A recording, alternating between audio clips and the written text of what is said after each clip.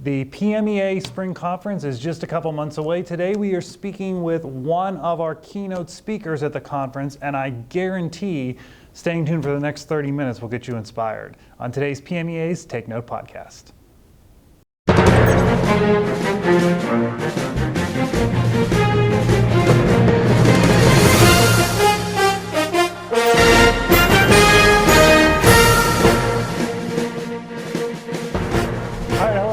My name is Mark Espadakis. Welcome to this edition of PMEA's Take Note podcast. It's another one of our on the road podcasts. We like to get out of the Zoom boxes and, actually be with human beings, right? Yes. And that's what we're doing today. We are here at Slippery Rock University. And I am delighted to be joined by Cameron Jenkins. Cameron, thanks for being here. My brother and my friend, thank you for having me. Absolutely. Thank you for having me. Well, we wanted to take advantage. You're here in town. But you're going to be with us again in a few months. Yes. So we're going to talk about that in just a little bit. Yes. But let's level set. Okay. Let's start with who in the world's Cameron Jenkins? Wow. Listen, I am your brother and your friend. That's who I am. All right. Not only that, I served as a music educator for 7 years as a middle school band director. And the road started to really call me a lot, saying, hey, can you come here? Can you come speak there? And it was fun at the beginning to say, hey, Mr. Principal, I'll be out next week, but that got old very quickly. Sure. And so now I'm full-time on the road, as we are with this podcast, on the road, just really encouraging music educators. So I started a company called Full Potential Leadership. And it is to help people and organizations to reach their full potential. And our mascot, get this, Mark, the mascot is a forklift because it reminds us of our mission statement, to be a forklift and to lift people up one conversation at a time, right? So the people that are listening to this, they are forklifts in their own way, in their classroom, in their community. They're there to lift people up from a 3 to a 4. From a 5 to a 6, right? And to say something in the day that's going to lighten someone else's load. That's what we do. And so I'm excited to be a part of that mission. So that's obviously a fun, and you're out meeting people, and just that's awesome. Yes. But boy, I'm just curious about that. Being out all the time, I just commented to you as we're recording this last night. I saw you're doing a live podcast for Music for All. I mean, so you're constantly on the move, I would guess. Absolutely. Absolutely. But it brings joy for me, right? There are certain things that we do in life that doesn't even feel like work because it's a part of your mission. But we cannot confuse that with the importance of rest. You also have to have a rest. In music, you can't read music until you can read the sound and the silence. It's really, particularly for all of my beginning band folks and elementary music folks, you understand the power of this, that when you're teaching them how to read rhythm, the tricky part is in the rest. So yes, it seems like I'm always on the go, it seems like I'm always on the move, but I'm very intentional as well to have my day that is like, this is the day that I replenish. This is when I restore. This is when I pour back in. We talked about it a little bit this morning. This is my micro retirement experience. I call them MREs, right? And I'm very intentional about my MREs because without them, you cannot serve at the highest level until you have taken the time to make sure you refill your bucket. So I sense this will be a theme when you're with us. You'll be talking about this in a few months. But absolutely. So we're going to come back to that. Yes. So I want to build on this. Yeah, you're out there a lot. So you're seeing the world of music ed, right? And we've all gone through a crazy few years. Music ed very specifically has gone through some crazy years. I'm just curious, kind of like, what is your sense of the current state of music education around the country, places where you're seeing? Absolutely. So 2 things. Number 1, I am seeing the power of innovation. The power of innovation. You will have people in every sector, not just music education. It's in every part of education. It's in every part of the world, corporate, private, nonprofit. You see it all over the place. You see people that bury their head in the sand when these types of moments happens, like a pandemic. And then you have people who are innovators. Now, I'm seeing the innovators really lock arms with other innovators. And here's the power of innovation. I want the listeners to really think about this. Fast food restaurants did not invent the drive-through. Think about that. The drive-through was invented through the banking industry, right? They said, how can we get our customers where we can serve them? They never have to get out of their car. They can just drive up, make the deposit withdrawal, and they can drive off, right? The fast food guy says, wait a minute, we can do something with this. Innovation happens. in music education, you're starting to see all across the United States, really all across the world, what can we do? What play is happening over here, maybe in the music industry, that's taking place in Hollywood that we can take now and bring into our classroom? What are they doing out there that we can bring here? Not only that, what's happening in engineering that we can take and bring it to the music ed classroom? What's happening in all these other different domains that we can cross-pollinate? And you have innovation that's coming alive. That's one thing. The second thing is that I'm seeing that is so powerful. Because of the pandemic, we're becoming very intentional about mentorship. Now, we've talked about it all over the place as a profession, but now more than ever, I'm seeing it being intentional, right? Who are you mentoring? Who are you pulling up? And here's what I want to challenge your listeners with, is even if you've been teaching for 5 years, you are one chapter ahead of someone else. So who are you reaching back to that's a 4-year, 3-year, 2-year, first-year teacher and really investing in them? Only when that happens, we start to see magic. So, all right, I want to react to both of those and kind of get your thoughts. So, you know, as far as this idea of, yeah, we should be looking at engineering or whatever. One of my concerns in education in general is that we silo entirely too much. And we don't realize, it's music and then it's math and then it's English. Well, we're really kind of all in this together, but we become very protective and then we don't do that. And so, but the only way we're going to grow is if we're actually all working together and learning from each other. Absolutely. And not only that, it is healthy for us to remain inside of the entire tribe and not to isolate. Here's a cross-pollination moment even now in our conversation, is that when we look like in the animal kingdom, for example, if you watch the documentaries of the herd or whatever, and they're traveling together, it's only the one that removes him or herself and starts to isolate. Now you're in the danger zone, right? The enemy can come in and can destroy you because you're by yourself. As long as you're in the herd, that's interesting. As long as you're in the tribe, there's a safety net that's there. Now, this is true within music education. It's also true, as you were just saying, across education in general, to make sure that we're at the table, that we're having conversations with our Board of Education. They should know us. They should know about our program, right? Get out of the choir room, get out of the band room, get out of the string room, get out of the general music room and go out in the hallway and meet people, build relationships. I say this all the time, Mark, and I'm starting to see it to be true now more than ever, that life moves at the speed of relationships, all right? So if you want to accelerate your life, pair up with relationships in your building, across your district.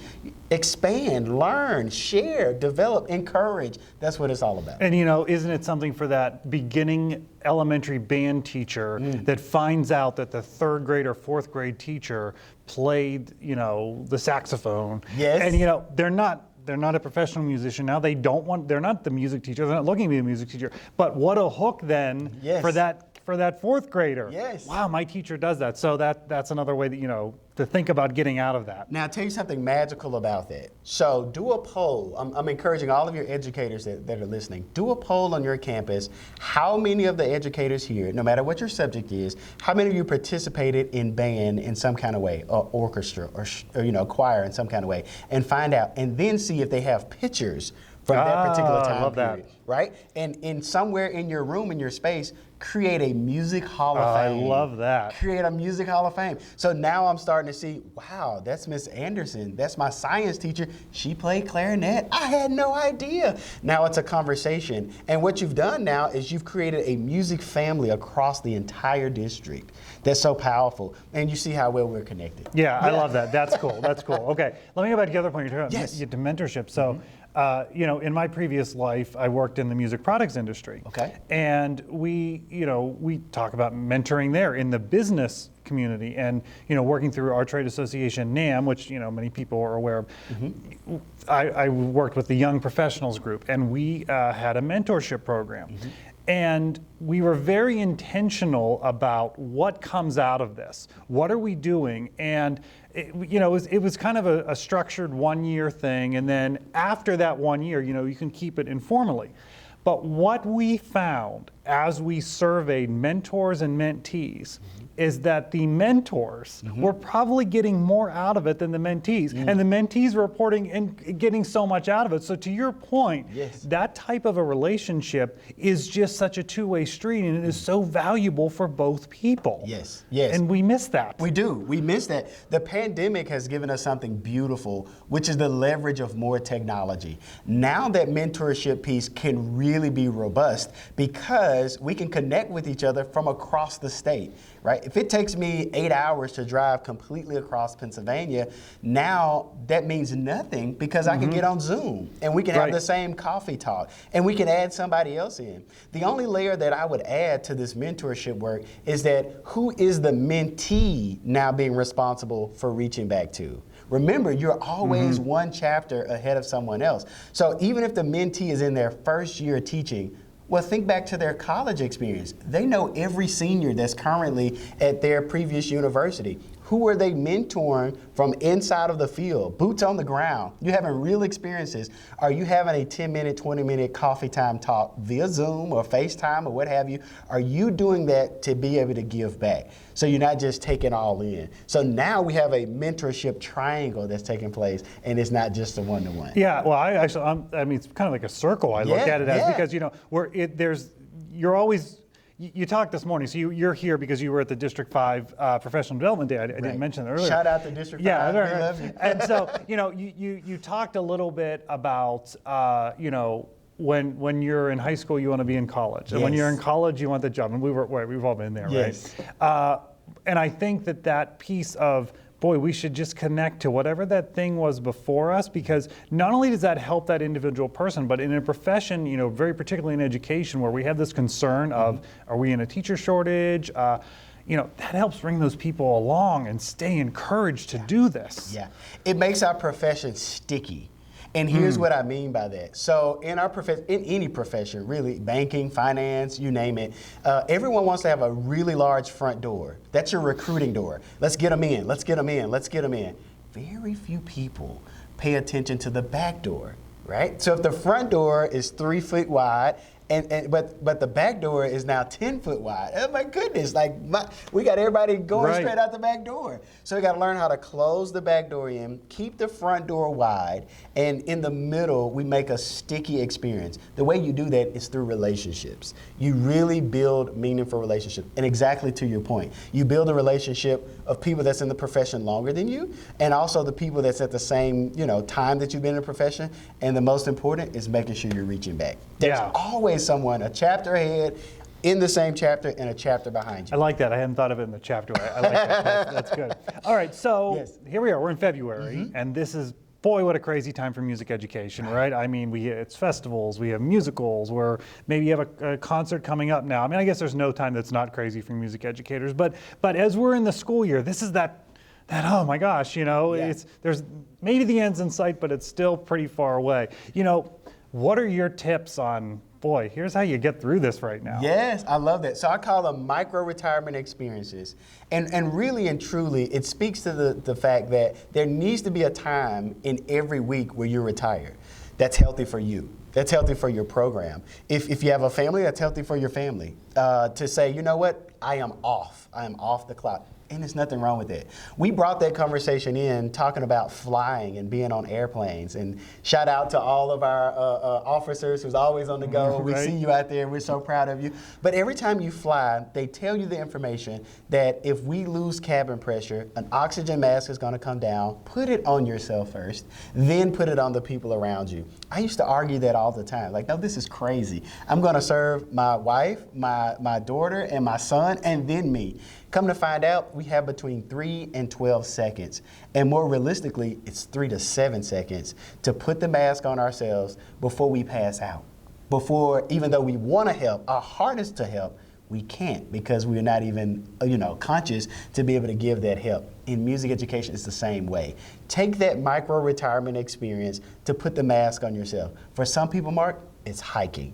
For some, it's painting. For some, it's binge watching on Netflix or whatever they're going to do. For some people, it's a walk in the park, And for all of us, it changes according to the season. But you cannot miss that moment to to fill your bucket back up so that you're in the place and position to be able to give back. Yeah. All right. So yeah, this is the time of year when that You got to have it. You got to do that. You have to have it. Yes. So okay, well, I have you. I'm going to talk about some like these bigger thoughts in music ed. These are the kind of some of the things that keep me up at night. Okay, let's do All right. it. So we look around the country, and in any discipline, we can name this is the high level. This is like wow. That's what I want my program to be. There is this desire for excellence, of course, which I think is built into all of us in some way. I think there are places where a teacher may say, boy, I really want to be that high-level, championship-level marching band.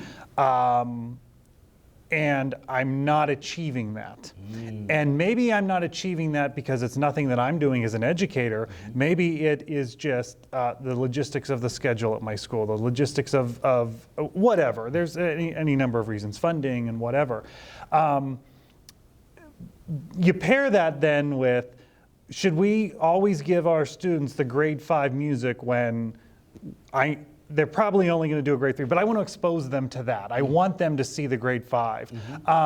So I guess my question is, there's this I want to be the best, and then I also need to serve my students. And sometimes people can make that balance, but sometimes I see the balance is really lopsided. Yeah. Are you seeing that out there? What are your thoughts? Now, I'm seeing the people that's knocking it out of the park, and I'm going to show you how they're doing it. So one of the most healthy ways to expose your students to the next level is to go to the next level, one chapter ahead, and say, hey, let's do a side-by-side rehearsal, or let's do a side-by-side thing. So let's play this out. Let's say I'm a middle school band director, and I really want to expose my students to some higher level literature. That is great. That is fantastic. Let's get in contact with the high school and say, let's do a side-by-side thing, whether it's a rehearsal or rehearsal-thon, or we actually going to do a performance, right? We'll play, and then we want the high school to play, then we're going to play something together.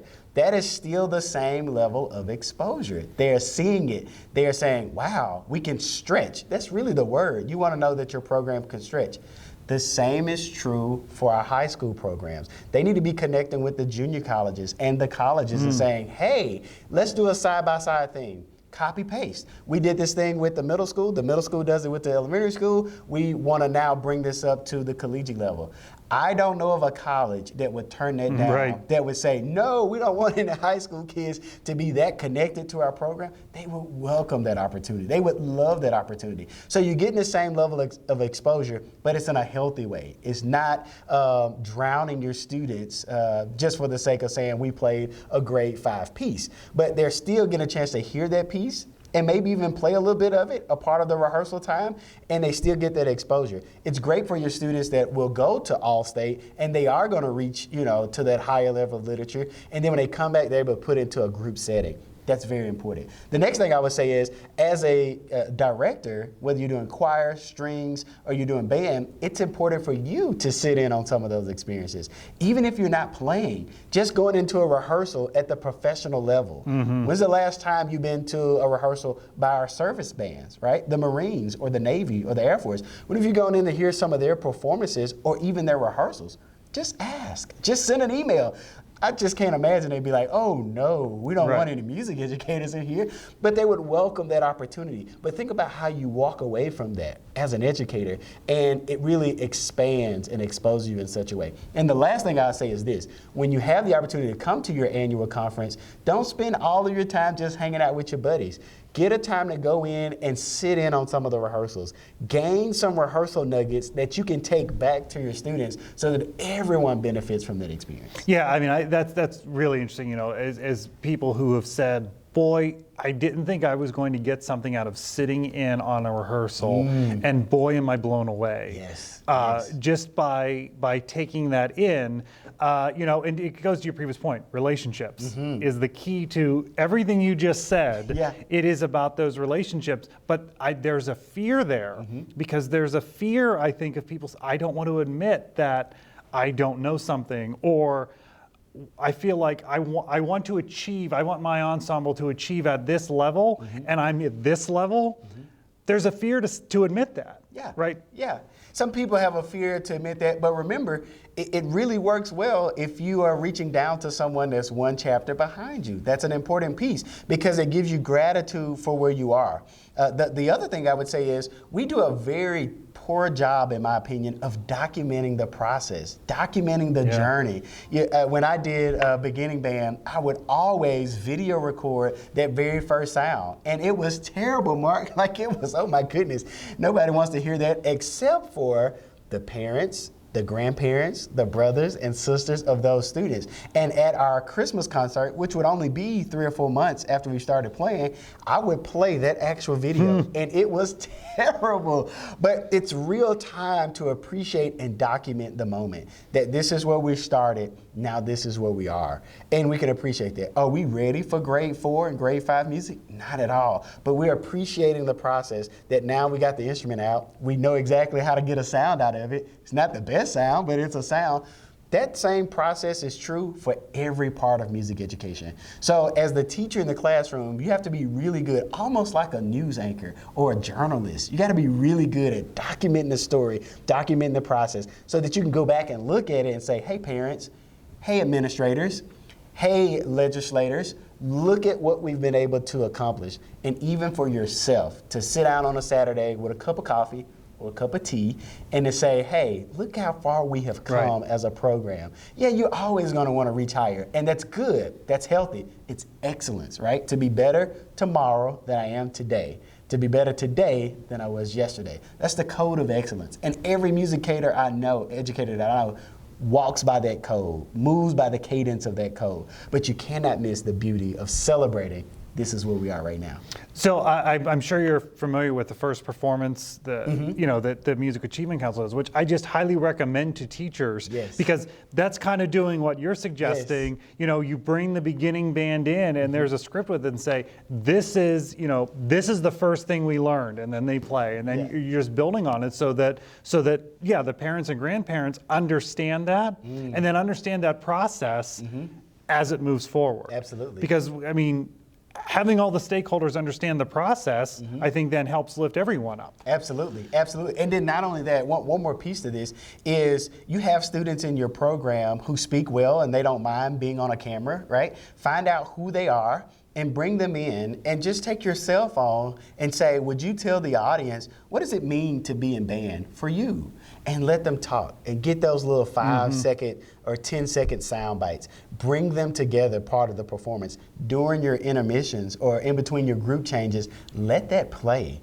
Let the parents see on the screen their child or their child's classmate saying, I love choir because, I love band because, I love orchestra because. Do the same thing for high school, middle school, even collegiate. Why did you stay with band when you could have gotten out of it? Well, I stayed because it's family. And you start to see a reoccurring theme. 3 things are going to happen. Number 1, it becomes strong material when you're talking to administrators that, hey, this is why we keep the arts. That's number 1. Number 2, it becomes a really centralized piece with your recruiting.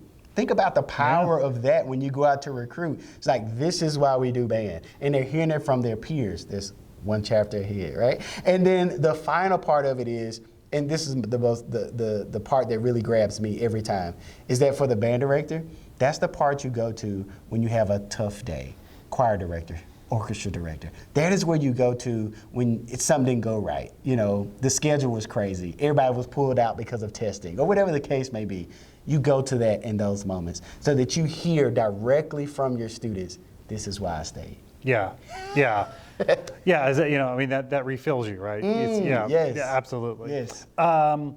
So you're going to be with us in the Poconos here in a couple months. So we're super excited. You're going to be one of the keynotes. I think people got a kind of a taste here of what you're going to be doing, but kind of to give people what are you going to be doing for us in the Poconos? What are we going to hear from you? Absolutely. So I believe very heavily in this philosophy that whatever you're doing, you should be able to measure it by the level of joy that you have. Not happiness. Happiness is a moving target, right? It's all over the place. Kind of like that thing at the carnival. You know, you pay your money, say, can you hit the target, and it's moving the whole time, right? That's happiness. But joy is much different.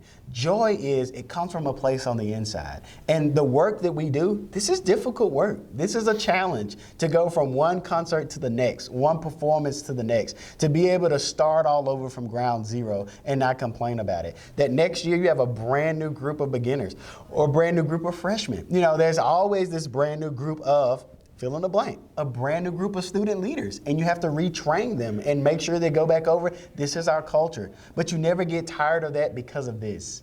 Teaching is creative redundancy. It is saying the same thing over and over a different way.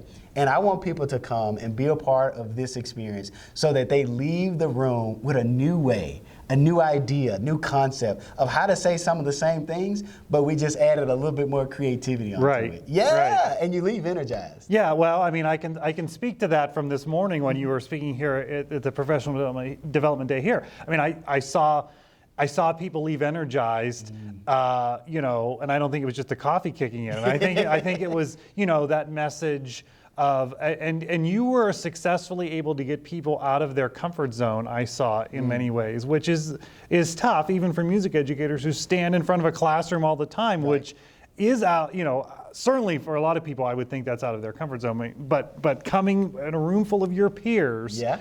And doing that, and I think people got a lot out of it. So I think they're going to get a lot out of it when you're with us. Oh, I'm excited. That's my jam, you know, to see the room literally be lifted up. In that case, Mark, I've done my mission statement. I've been a forklift, and I helped to move someone from a 2 to a 3. Or a 7 to an 8. That's always what I'm looking for, is how can I move that person up a little bit? I don't know if you remember the cooking show, but this guy named Emerald, he did this cooking show all the time, and he would just be putting salt in that dish, I'm sure, but every time he would add something to it, he'd go, bam, right? You remember that, right? And it's the same feeling that when you leave an experience like that, you want to leave with just a little bit more flavor, a little bit more excitement, a little bit more joy than you had before you started. All right, I love it. So we can't wait to have you here. It's coming up soon. You'll be with us in the Poconos, and I'm sure folks are going to get a chance to talk to you and meet you there. And I highly recommend it. Go up and say hi to this guy. So absolutely. The last thing I would say is this, is I would love to encourage some of your listeners that maybe you feel like, well, I'm in year 1 or year 2 or year 10 or year 12, and I just don't know, Cameron. I just don't know. I hear that a lot. I just don't know. I'm going to encourage you to really follow the formula that we've laid out in these last couple of moments. Really and truly find someone who's a chapter ahead of you and be comfortable with having that two-way street dialogue. Yeah. Find out what they're struggling with. Your mentors struggle with things, and you may be able to add some innovation that they hadn't even thought about. I mean, you think about so many of my mentors had never, ever turned on a Zoom before. And all of a sudden it was like, okay, Cameron, here's your chance to show me. Right. How do I work? How do I unmute? How do I, you know, all these sorts of things. And it was my pleasure to be able to serve up in that mentorship relationship. But the same is true also with serving down. And when I say serving down, I don't mean that negatively. I mean that you're finding somebody that's one chapter behind you. If you're on chapter 7, find somebody in chapter 6 and catch them by the hand. Lock arms with them. Find out what they're struggling with. And just don't look at the struggle. Also ask, what are you being successful with right now? Because a lot of times as music educators, we gloss over our success because we're on to the next concert. But hold on, friend. Let's stop right here for a moment. Let's slow down and let's really celebrate the fact that you went through a pandemic. You had to learn how to teach online, in person, hybrid. I mean, all these sorts of scenarios, you learn to adapt, to overcome, to have flexibility. Let's celebrate that. Let's really and truly celebrate that. Then number 2, let's figure out what are we taking from that experience that has to go with us in the future, because now we can leverage technology in a new way. I love it.